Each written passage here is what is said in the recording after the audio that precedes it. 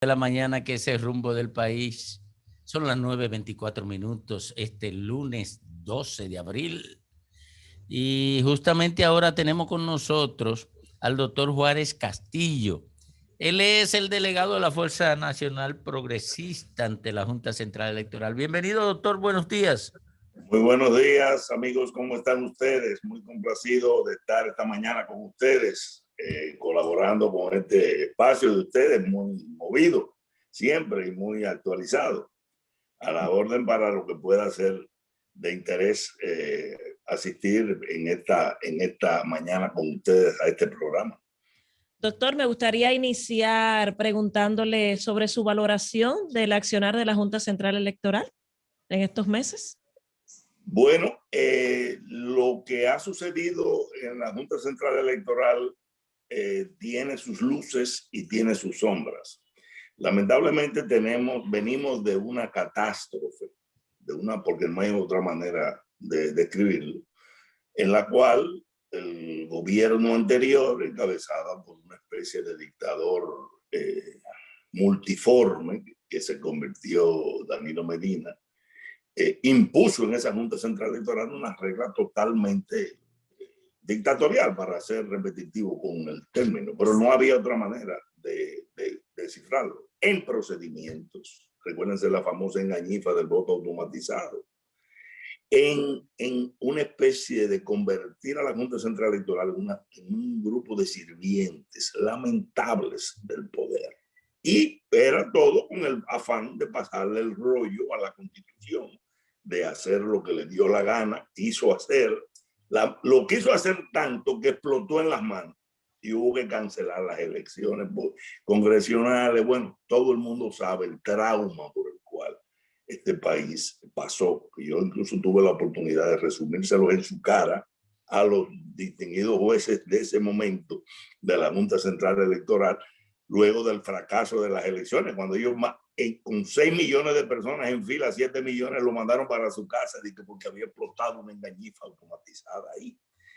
Ese trauma a la democracia lamentablemente generó en la Junta Central Electoral una especie de extinción de la imagen pública de la Junta Central Electoral.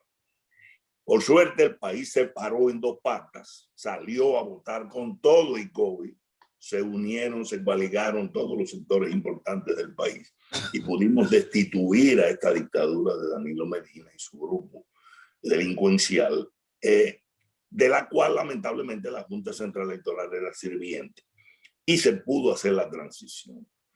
Cuando vino la designación de los distinguidos nuevos jueces de la Junta Central Electoral, vinieron todas las esperanzas y siguen las esperanzas. Son personas de mucha formación, de mucho perfil, de mucha ecuanimidad, yo diría que altísimos méritos. El país tiene legítimas esperanzas en que puedan reencauzar el tollo, hay que decirlo textualmente, el tollazo que era esa Junta Central Electoral hasta el 16 de agosto del año 2020, y puedan en su momento reconducir la fe del país en una institución que es el útero de la democracia, señores. Ahí es que sale todo lo que puede ser la esperanza del país de que la alternabilidad democrática tiene cierta garantía. Por eso era tan dañina la labor del gobierno sobre ella, para que fuera una especie de subsidiario del poder. Sí ha habido algunas sombras porque lamentablemente tomó una serie de decisiones muy desafortunadas, sobre todo con relación a la cuestión del imponer un criterio para la asignación de recursos a los partidos políticos, que fue totalmente desafortunado, ilegal, indebido. Y nosotros incluso recurrimos, los partidos, prácticamente 22 organizaciones recurrieron, porque definitivamente que se apartó de la ley. Primero consideró que era un reglamento, establecer eso por reglamento, que es ni más ni menos lo es, pero ese reglamento no lo sometió a votación, a la discusión pública previa, que apenas de nulidad ordena la ley. Igualmente se fue por la interpretación más restrictiva de derechos cuando asignó lo que le llamaban los recursos por el 1, de los partidos que tienen del 0 al 1, del 1 al 3 y del 5 en adelante. Se fue por una interpretación totalmente restrictiva que nada más favoreció, en este caso, el interés del Partido de la Liberación Dominicana y también del Partido Revolucionario Moderno. Yo creo que fue totalmente injusta, indebida, ilegal la decisión. Está recurrida ante el Tribunal Superior Administrativo. Ahora va a ser recurrida de nuevo también ante el Tribunal, ante la Suprema Corte de Justicia, y en su momento, si tiene que llegar al Tribunal Constitucional, llegará. Porque definitivamente los partidos políticos tienen prerrogativas ganadas en virtud de la Constitución, que no pueden ser acomodaticiamente interpretadas por la ley, por la Junta, para poder favorecer o desfavorecer a unos y desfavorecer a otros. La Constitución dice muy claro, cuando hay conflicto de interpretaciones, se decide en favor del que posee el derecho. En este caso, ellos despojaron del derecho de recibir recursos importantes que la ley ordena en virtud de la Constitución. Eso no es un favor. La Constitución es la que crea los partidos políticos como organismos constitucionales. Lo decidió en una forma totalmente me da la gana. Yo, como soy un institucionalista fanático, yo dejo, como abogado que soy también, a la decisión final de las Cortes lo que va a ser esa actuación en particular de la Junta Central Electoral. En todo lo demás, incluso el Fondo de Partidos Políticos, el Foro de Partidos Políticos, del cual la Fuerza Nacional Progresista es parte, visitaron a la Junta Central Electoral para ofrecerle, aparte de, y haciendo reservas de esa crítica enorme que está en los tribunales y que vamos a seguir hasta las últimas consecuencias discutiendo eso, ofrecerle toda nuestra colaboración institucional en las importantísimas tareas que tienen por delante. Porque definitivamente la principal es restaurar la fe en ese organismo, señores. Ustedes recuerdan el trauma de esta sociedad. Incluso las plazas de la bandera. Yo recuerdo cuando yo hice la locución ante ellos ahí, estaban los jóvenes de la Plaza de la Bandera en una forma muy justa, manifestando masivamente la indignación nacional.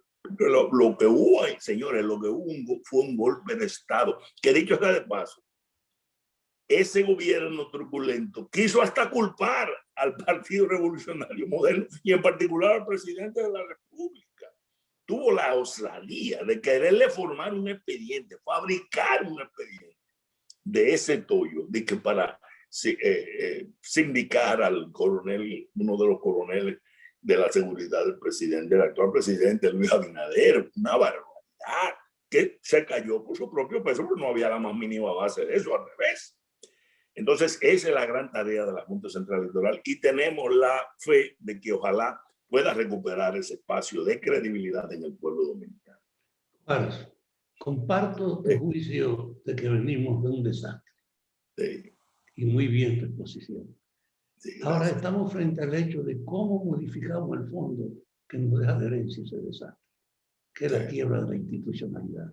Cierto. Y la degradación ética también de toda la dinámica del funcionamiento del Estado. Cierto. Estamos discutiendo ahora la Cámara de Cuentas. ¿Cuál es tu juicio sobre cómo aprovechar esa ruptura con el desastre para erigir una Cámara de Cuentas que represente la voluntad de la transparencia que la gente quiere ver? ¿Cuál es tu juicio sobre la Cámara? Sí, miren, yo incluso le dije a Jessy cuando me contactó del equipo de producción para este importante programa, que sobre la Cámara de Cuentas yo puedo opinar desde el punto de vista como abogado que soy en lo teórico. En cuanto a los expedientes y a los casos que hay ahí, como abogado que soy también, soy muy respetuoso de no opinar sobre situaciones que yo no conozco en detalle. Por ejemplo, esas acusaciones que se le están haciendo a los jueces de la Cámara de Cuentas, ese tipo de situaciones dentro de los cuales incluso yo tengo amigos importantes. Ellos tienen todo el derecho del mundo de defenderse y creo que lo están haciendo. Han contratado incluso abogados y demás. Y eso tiene que decidirse en el foro, incluso tiene una jurisdicción privilegiada, que es la Suprema Corte de Justicia. Ahora bien, es cierto que el país necesita tener una restauración de la confianza también en los aspectos de fiscalización de los poderes del Estado. ¿Cierto? Porque incluso hay muchos que se han estado escudando en la ausencia de esa fiscalización para que las cosas se queden así. Incluso hay algunos de los acusados de corrupción que han dicho, y algunos de los abogados, que solo si existe una decisión de la Cámara de Cuentas o una auditoría de la Cámara de Cuentas, se puede perseguir la corrupción. Eso es absolutamente falso. La corrupción es un crimen y se puede probar como todo crimen por todos los medios a su alcance. Obviamente, ¿cuál es el que establece la ley que debe de ser el ordinario? El que proviene de los organismos de fiscalización, a la cabeza de los cuales está la Cámara de Cuentas. Pero, por ejemplo, el funcionario actual, por eso es tan importante, y ahí me sumo a lo que puede ser el clamor nacional, que en la selección de los jueces nuevos de la Cámara de Cuentas, como todo dominicano, aspiramos todos a que se seleccionen a las personas que tengan no solamente los méritos personales, los méritos profesionales y de suficiencia técnica necesarios, sino también el equilibrio, la independencia y el vigor y la presencia de ánimo para poder hacer la labor importante para la que se están requiriendo o eligiendo. No se trata de una Cámara de Cuentas nueva que va a un estado ordinario. Señores, lo que viene, la labor de esa Cámara de Cuentas, la nueva, es titánica. ¿Por qué? Porque lo que pasó por ahí, por ese poder, fue sencillamente un tsunami.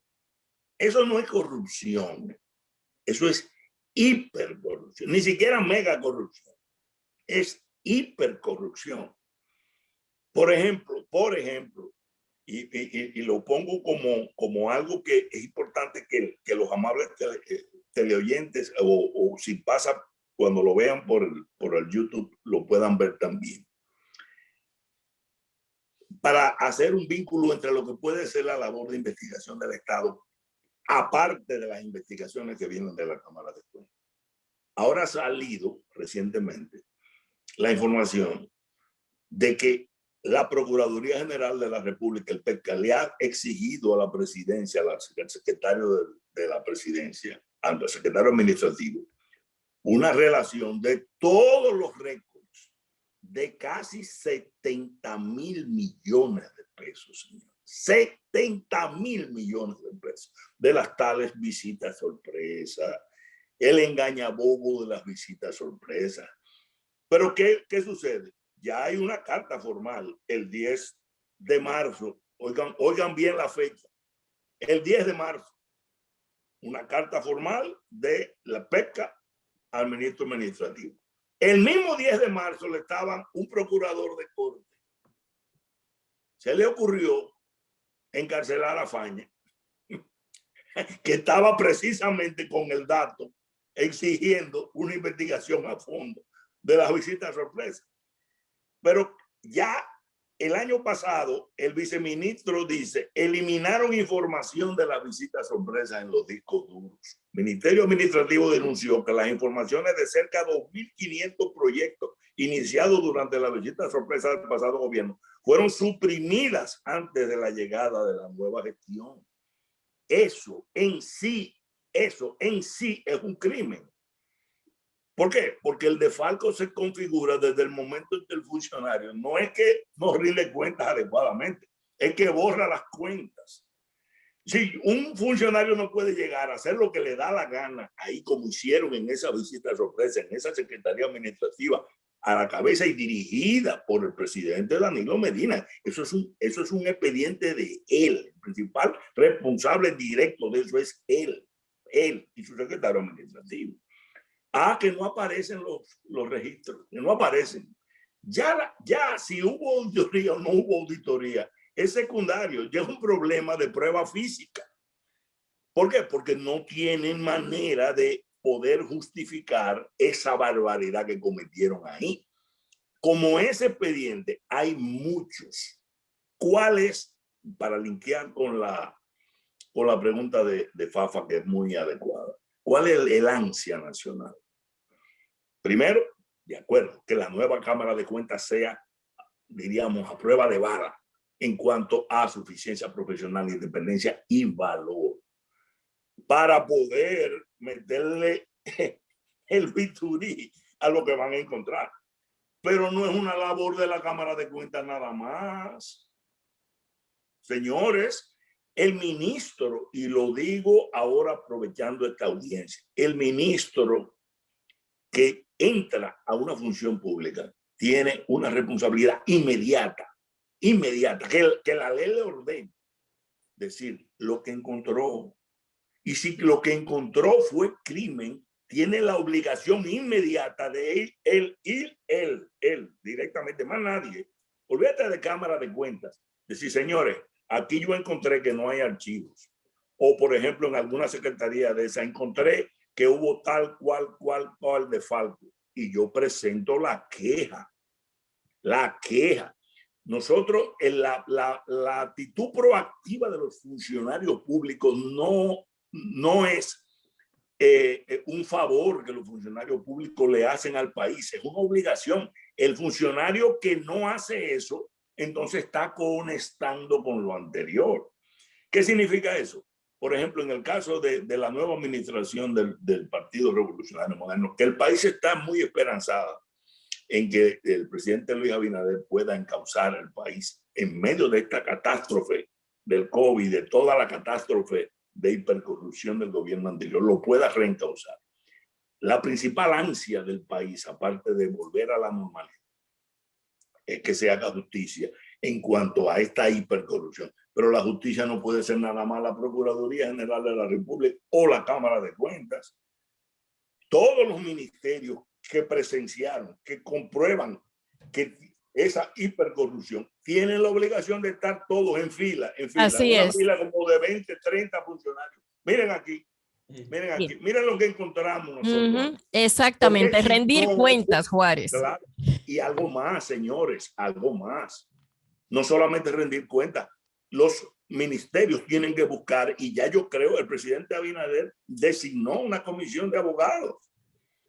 Creo que de 6 abogados que iban a dirigir todo lo que significa la recuperación de los fondos. Porque esos funcionarios se robaron lo que pasaron. Hicieron una hipercorrupción tal que para ellos 1 año, 2 años, 3 años de cárcel no es nada. Bueno, conversamos con Juárez Castillo Semán. De miles de millones de pesos. Sí. Ahora, que le ubiquen las cuentas, le recuperen los fondos y el Estado pueda ser resarcido del robazo que pasó, es una ansia nacional que, dicho sea de paso, Fafa y amigos, la ubicación de fondos robados en cualquiera de los escenarios prueba el caso. Si el ministro fulano de tal se le encontró tal dinero en tal sitio, ya el caso está aprobado porque eso es lavado. Y incluso contrata con sus declaraciones juradas. En consecuencia, el Estado ha sido, y en eso hay que decirlo, en cuanto a estructura, ha sido débil en la queja. No podemos dejarle la tarea nada más a la Procuraduría de la República, magníficamente representada por la doctora Miriam Germán y de Jenny Berenice, el propio Wilson Camacho. Están haciendo en la medida que pueden hasta ahora una labor espectacular, sobre todo con la persecución que hubo de estos casos que le pegan mucho a personas cercanas a Danilo Medina. Juárez Castillo Semán, delegado político de la Fuerza Nacional Progresista. Hemos conversado temas interesantísimos. Él es el delegado de la Fuerza Nacional Progresista ante la Junta Electoral y por supuesto que con él siempre hay muchas cosas de que hablar, de manera que agradecemos el haber estado en esta plataforma. Muchas gracias, doctor. Le agradezco a ustedes cualquier situación en ese orden. No, nosotros agradecemos siempre a usted su disposición de... colaborar en este tipo de para temas. colaborar con ese programa importante y también con el país y el entendimiento Así nacional. es. Pero Un saludo cariñoso. independientemente de todo, Juárez, coincidimos con tu análisis. Muchísimas gracias, amigos. Gracias, Sí. Fafa.